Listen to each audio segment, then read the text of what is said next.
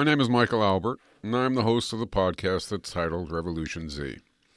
I want to talk this episode, about some issues bearing on the months ahead. I have in mind two main tasks in the U.S. There are comparable things in other countries to be sure, but I live here.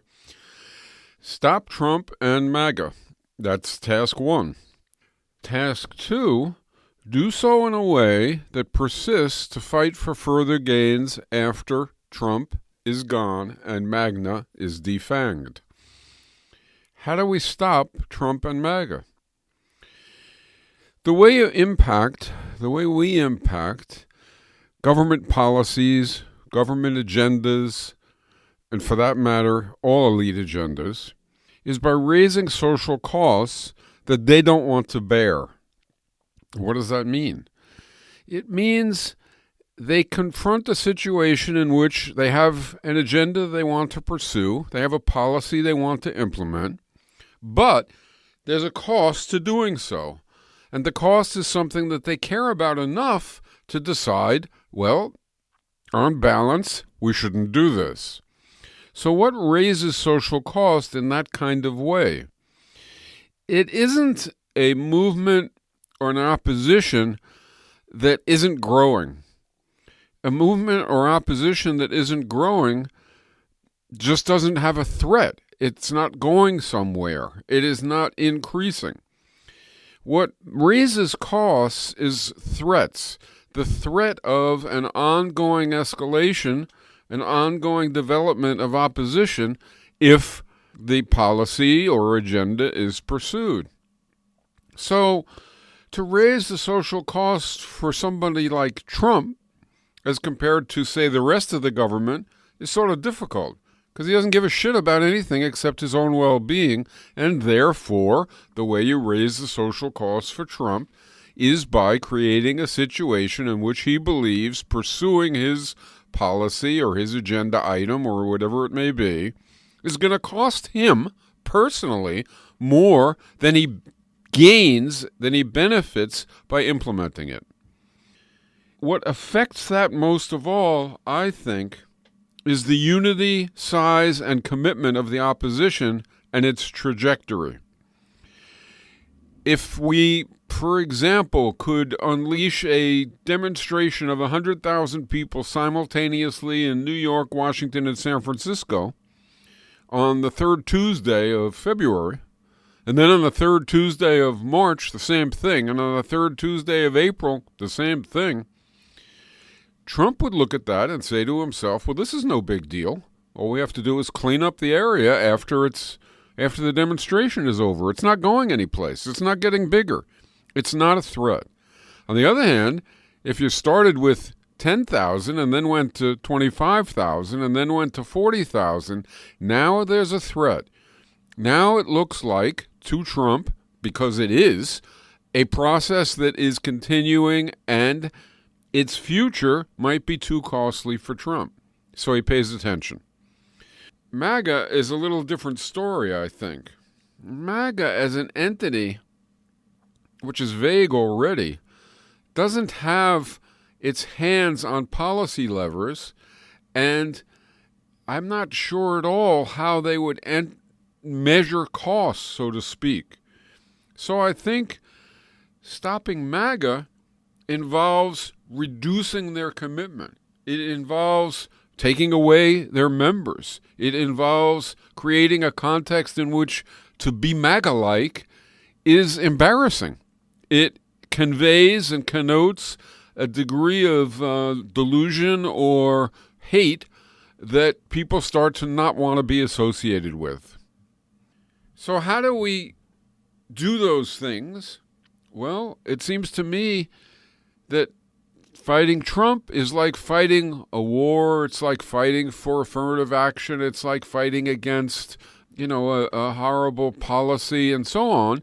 It's all like that, with the slight wrinkle that what you're trying to do is convince this maniac that he himself will suffer. He doesn't care about the country. I don't think he cares about ideology either. I could be wrong, but I don't think he does. it seems like he cares about being the boss and getting outcomes he wants precisely because he wants them. And how do we reach MAGA? Well, I think that's going to require that we communicate, that we actually reduce their support by communicating with those who support them. How do we continue on? How do we do those things in such a way that we continue on once the first step is more or less achieved? Once Trump is slowed down to a crawl, one hopes, and perhaps even removed, and once MAGA is no longer the tribe that its members want to be in, and allegiance is failing, do we just go home? Is that it? We've won? Well, there's a way of pursuing those ends which has exactly that result. It's a reformist way of pursuing those ends, a way that says accomplish X, in this case stopping Trump and weakening MAGA, or it could have been stop a war or win affirmative action or, whatever it might be, win a higher income level in some union, institute a wealth tax, whatever it might be. We can pursue it in a manner which says, basically, this is our goal, this is what we want, winning this is great, let's win it and celebrate and go home, because that's the end. It doesn't have to be said explicitly that way, but that can be the tone. That can be the mindset that develops. And so, upon reaching the end of the campaign, people feel like, well, okay, I did that. Now I'm on to something else of my own. The other possibility is that our way of fighting against Trump and fighting to weaken MAGA generates desires to win more. We conduct ourselves in a fashion which raises consciousness not just about how bad Trump is or how dangerous MAGA is, but about things we want that go beyond the present, that go beyond getting back to, say, for example, business as usual. Another way that what we do now can enhance the likelihood that we continue on after Trump is stopped and MAGA weakened is that in the process of resisting them, we arrive at shared vision, which we are motivated then to continue to seek. We also fight for those gains in a manner which is non-reformist. What does that mean? That means, let's say we're fighting against deportations, or we're fighting against tariffs, or we're fighting against whatever it is, or for that matter, anything else. We fight in a manner which is designed to create lasting organization, lasting ties. We're trying to create terrain on which we can continue on. We're trying to increase our desires for more by talking about more. If we're fighting for a higher wage, if we're fighting against tariffs, if we're fighting against repression, whatever it may be, we conduct ourselves and we use language and we talk about what we're doing in a way that means to inspire desires for more. If we're battling for income, say, or a wealth tax, we don't just talk about how bad things are and how the limited, inevitably now, the limited goal that we have for a higher minimum wage, say, or a wealth tax makes things better. We do that. We talk about how bad things are, and we talk about how the thing that we're demanding would improve things. But we also talk about what we really want. We also talk about the longer-term desire. We don't really think that a wealth tax that takes a smidgen away from trillionaires is the goal of a good society. We think it's a step, and we talk about what it's a step to. And the same thing for raising, say, the minimum wage, or for, in a particular struggle, raising wages per se. or take up battling for divesting from arms manufacturers. Okay, we talk about the particular situation at hand, the particular use to which arms are being put, the particular reasons and the horrors that we're opposing when we demand, let's say, that our university or our whatever it may be, divest from dealing with arms manufacturers. But then we can also talk about ending war. We can talk about changing international relations. We can talk about broader goals. Same things for battles to protect immigrants. We're not just talking about, for example, not deporting immigrants. We're talking about changing the way society operates so that being an immigrant doesn't mean getting lower wages, being oppressed even more than everybody else. It doesn't mean that. It doesn't mean that one is weaker by virtue of having come from elsewhere. So we have additional attributes that we talk about, even as what we're demanding is, Trump, stop it. You can't do that, and we're going to block that, and we're going to create sanctuaries and so on. Who does all of this? Well, I think the answer to that is obviously people. But which people? Well, on the one hand, current activists. There are lots and lots and lots of people in the U.S., or we could be talking about any other country, really, confronting similar dynamics. There are lots of people who already are engaged in various sorts of, let's call it, social activism. It might be electoral, it might be non-electoral. It might be in a community, it might be for a national organization. It could be all sorts of things, but there's a whole set of people who have a degree of experience with anything from strikes to occupations to letter writing to door knocking to whatever it may be, where they are giving of themselves to partake of a campaign. The current activists. What are the obstacles to current activists becoming involved in stopping Trump and weakening MAGA in the manner that I'm trying to suggest would be optimal?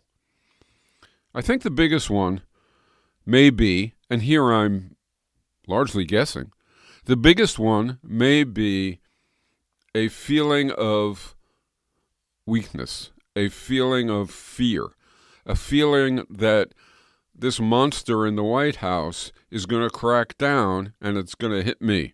And I have to sort of defend myself. It's going to hit my organization and we have to defend ourselves.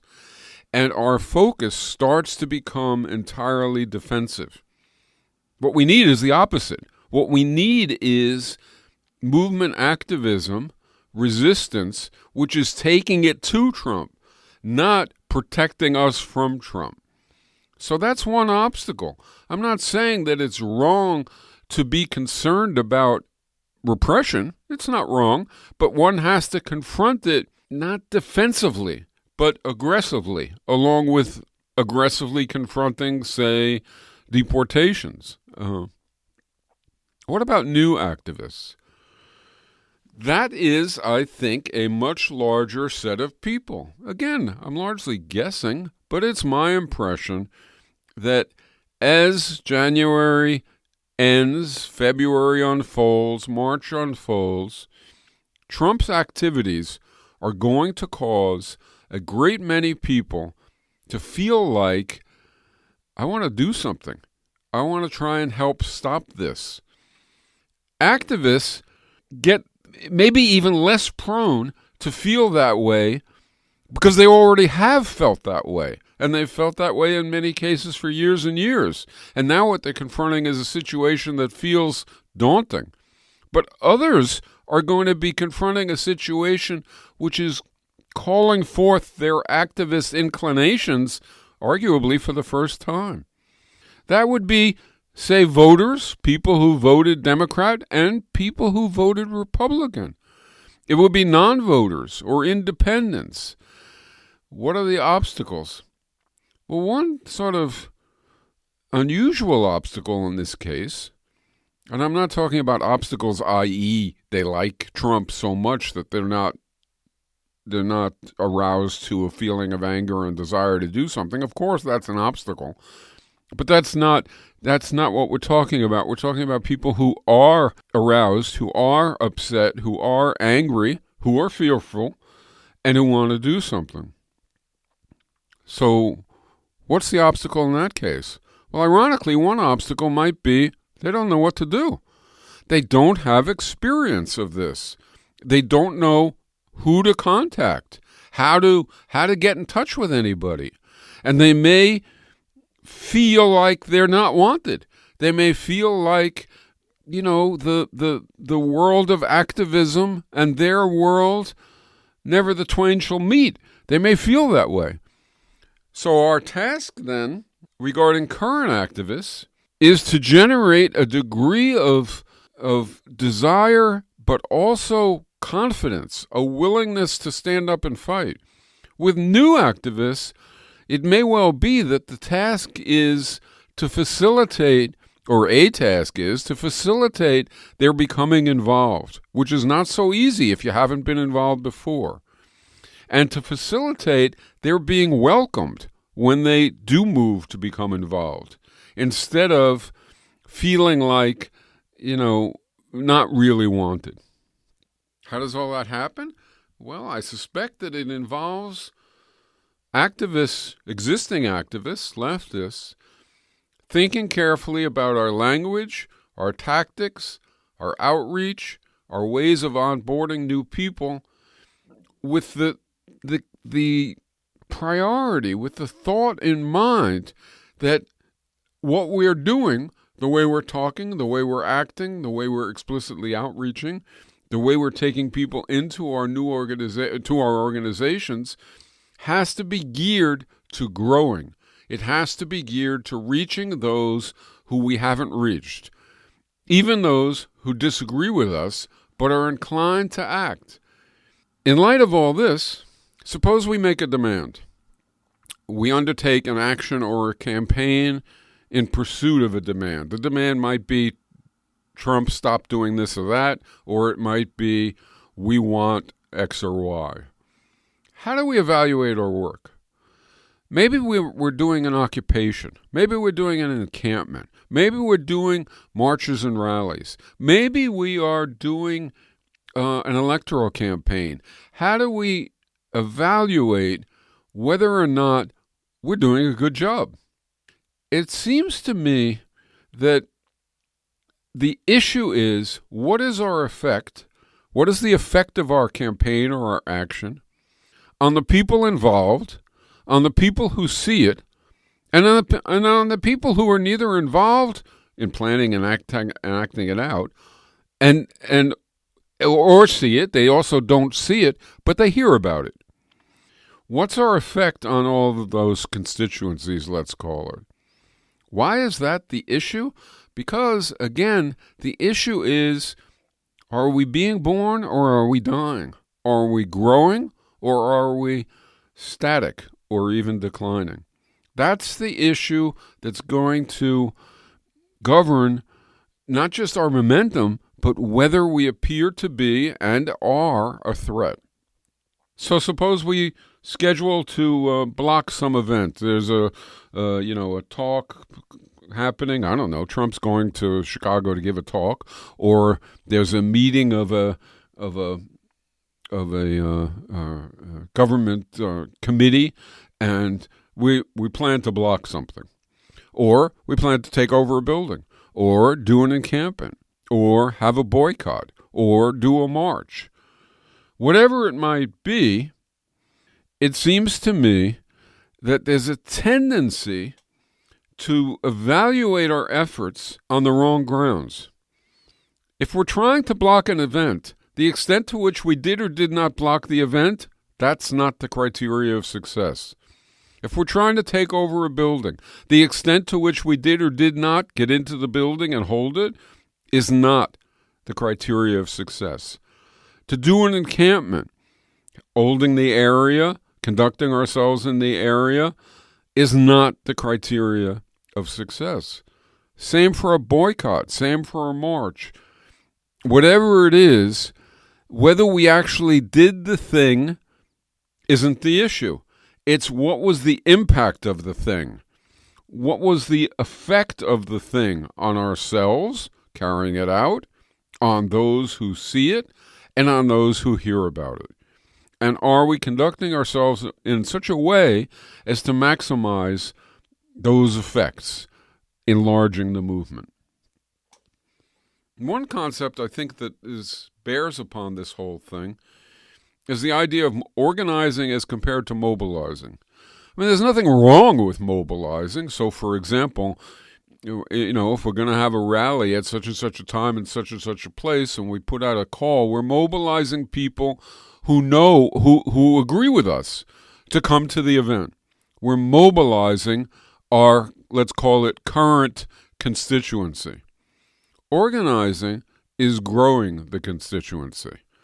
Both are important because you do have to have people at events, and you do have to evidence your size, your growing size, or else there's no threat. But organizing is what is essential to growing.